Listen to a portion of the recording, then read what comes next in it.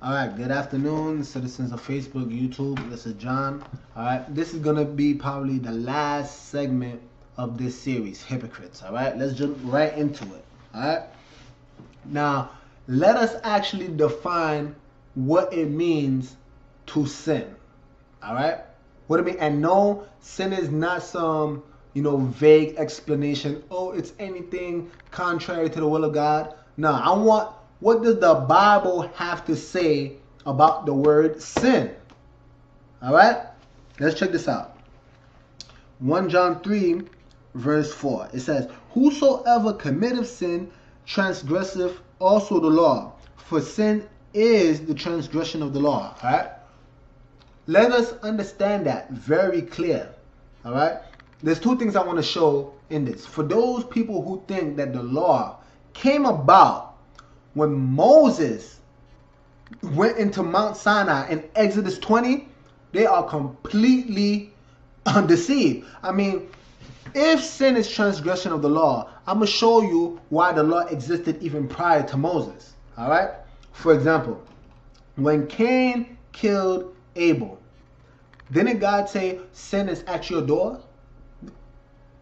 Why would he use that word sin? Why, I want to know. Why did he say sin is at your door? Because what did he finish doing? He killed Abel. And what does the commandment? What does the law say? Thou shalt not kill. And that's prior to Exodus 20. How about when Joseph says, I cannot sin against my God, when Potiphar's wife tried to sleep with him? Because if he did sleep with Potiphar's wife, what would have happened? He would have been in the act of adultery, wouldn't he? Which is also, thou shalt not commit adultery. Again, where am I getting this from? The 10 Commandments. The same 10 Commandments and all the other parts of the law that these Sunday Christians claim, being hypocritical, claim is done away with. But yet, they will keep some of the law or be partial in the law, just like Malachi warned people not to be partial in the law. Anyway, so because it seems as if people want to harbor around grace so much, let's actually talk about grace, for example. All right, let's talk about grace. Now, before I jump right into it, let me build an analogy here. All right, if for anybody that's driving, suppose if you speed, all right, and now you get caught and the police driver pulls you over and he says, hey man, what are you doing? And then this is your chance now. You start pleading with the man. Oh, please, officer, don't give me a ticket. I don't know what I was thinking. Please, forgive me. Show me grace. All right? Show me grace. Now, the police officer knows that you transgressed the law. I mean, you were speeding. You were speeding. But at that moment, he can say, you know what? That's his first offense. I'll make him slide. He seems like he's really sorry about it. I won't give him the ticket. All right? Isn't that grace? Didn't the police officer just show that individual grace? Now, I want to know what happens if that police officer allows that individual to go, and at that exact moment, that individual speeds off. Wouldn't that police officer say, wow, what a smack to my face? I mean, I told this guy he can go scot-free, and what he does, he transgressed the law again, and this time in front of my face? What do you think is going to happen to that individual now? I really want to know. What happens to that individual now? Wouldn't he probably not only get a ticket, but probably something even worse might happen? Maybe this guy might say, man, this guy's a reckless driver. His brain is definitely loose. I probably got to send this guy to jail now. Do you see that? All right. Keep that analogy in mind. All right. So we in John chapter 8. We're going to start from the beginning. Jesus went onto the Mount of Olives, and early in the morning he came again into the temple, and all the people came unto him. And he sat down and taught them. And the scribes and Pharisees brought unto him a woman taken in adultery. And when they had set her in the midst. All right, now let's stop. You see that? The scribes and Pharisees. What did I just finish going with you guys in Matthew 23? Aren't the scribes and Pharisees hypocrites? Christ just finished ripping a new one into these scribes and Pharisees, calling them hypocrites. And woe unto these people. So now look how these hypocrites brings a woman that was taken in adultery. All right. Verse 4. They say unto him, the scribes and Pharisees did, Master, this woman was taken in adultery in the very act. Now Moses in the law commanded us that such should be stoned. But what says thou? Do you see that? You see, these scribes and Pharisees knew what was the punishment required. They already knew what should have been done to that woman taken in adultery. Do you see that? They already knew. Because these scribes and Pharisees who sit in the seat of Moses, best believe they know the law. Best believe these T.D. Jakes, Creflo Dollar, Benny Hinn, and whatever all these other televangelists, best believe they know the law. But they will only exercise it when it's convenient for them. Because they're hypocrites and they are just nothing but religious people. And in their religiosity, they're going to try to put this woman to death. All right? Now let's see what King Jesus, the Christ, has to say for this. All right? This they said tempted him, that they might have to accuse him. But Jesus stooped down and with his finger wrote on the ground as though he heard them not. So when they continued asking him, he lifted up himself and said unto them, He that is without sin among you, let him first cast a stone at her. Now let's stop. Because that's my question to you now. I mean, who in this world is without sin? I really want to know. I mean, isn't it amazing how people can say that the law is done away with? The law is done away with. But yet, what is sin? Sin is transgression of the law. So I would like to know, if there is no law, that means there is nothing that you can transgress, is there? So in essence, aren't you saying that no one sins anymore? Isn't that what these Christians are saying? Do we live in some fairy tale here? Do we live in some magical dream house where everything is rainbows and cotton candies and pixel dust is just flowing all over the air? Is this the world that we live in? That everyone is perfect and no one sins? Are you serious? Best believe, and everyone sins, myself included. He that is without sin among you, let him cast the first stone. Verse 8. And again he stooped down and wrote on the ground. And they which heard it, being convicted by their own conscience, went out one by one, beginning at the eldest, even unto the last. And Jesus was left alone, and the woman standing in the midst. When Jesus had lifted up himself, and saw none but the woman, he said unto her, Woman, where are those thine accusers? Have no man condemned thee? She said, No man, Lord. And Jesus said unto her, Neither do I condemn thee. Go and sin no more. Now I'm going to stop right here, all right? What did Christ just finish doing?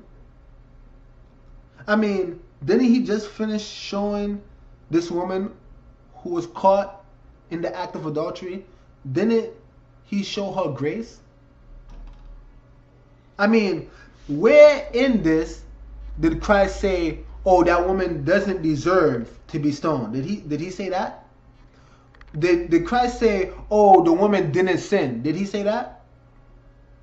Did he say, oh no, that anybody could commit adultery now because we're no longer under the law? Did Christ say that? You see, Christ showed her grace, but yet he acknowledged that she sinned. He acknowledged that she transgressed the law, after all, because sin is transgression of the law. He acknowledged this thing. This is why he had to tell these guys, he that is without sin cast the first stone. He had to say these things because everyone sins. Matter of fact, praise Christ that he actually didn't stone that woman himself. I mean, Christ was the only man without sin. If he wanted to, he could have just taken a rock and, yank her right in the head. But nah. You see, that was grace. But you see, here's the key part. Because after he finished showing her grace, women, where are thy accusers? Have no man condemned thee? She said, no man, Lord. And Jesus said unto her, neither do I condemn thee. You see, that was the grace. But listen to the last part. Go and sin no more. Do you hear that phrase? Sin no more. And that's my gripe with religion.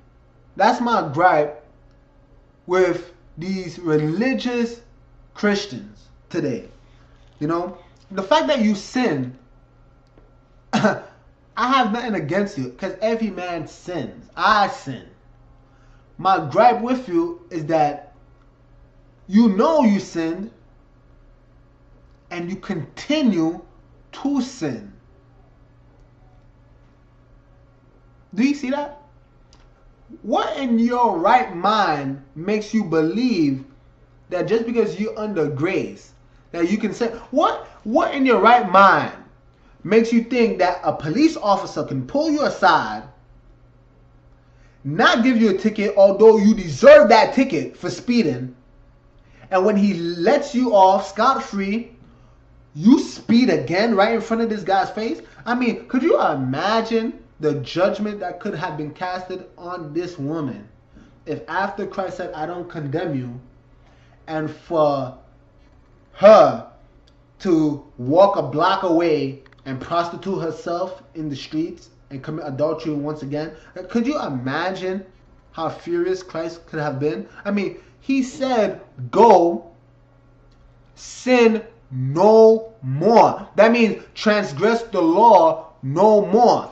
It's one thing if you didn't know. But when I come to you, or any other person comes to you and show you your transgression, I mean, that's why we list the commandments. That's why we keep listening to commandments. And when you find out that you have sinned, why would you continue in that sin? I mean, these Sunday Christians, the moment you mention to keep the seventh day, the Sabbath day holy, these guys, because of grace, they believe that they are delivered from the law, and they literally transgress that law on a weekly basis. Can you believe that? After you can tell them that they're transgressing the law, every week they're going to transgress that same law. Do you know how perpetual that transgression has probably became for that individual? On a weekly basis? Whew. No, I'll probably end off with, let me see. I know. Alright? Bear in mind, I mentioned sin no more. Alright? Look at another instance. Alright? This is John chapter 5. Alright? Now check this out. Listen to that same term. Go, sin no more. Alright? Because look what happens in John 5. And he, this is John 5 verse 13. And he that was healed wist not who it was, for Jesus had conveyed himself away, a multitude being in that place. Afterward, Jesus findeth him in the temple and said unto him, Behold, thou art made whole. Sin no more. Alright? So this individual sinned, but look what he says. Lest a worse thing come unto thee. And this is what I'm telling you people today. Save yourselves, please. There's one thing. It's one thing to sin, but to continually sin, best believe something worse is going to happen. I don't want, my hands are clean. My hands are clean. I don't want to know what happens to you, and I best believe I'm not, trying to jinx you in any way, shape, or form. But when something worse happens to you, don't think it was chance. Don't think, oh, the odds are stacked up against you. No, you probably caused it upon yourself. Because you sinned, someone showed you your transgression, and what you chose to do, you chose to sin again and again and again. And then you're going to come into the house of Yah and you're going to give him praise, sing praises unto him, and claim you're set apart, and have the nerve to think that you can live that lifestyle, live in the world, and serve the Most High Yah. Oh man. That you can continue to sin and praise the Most High.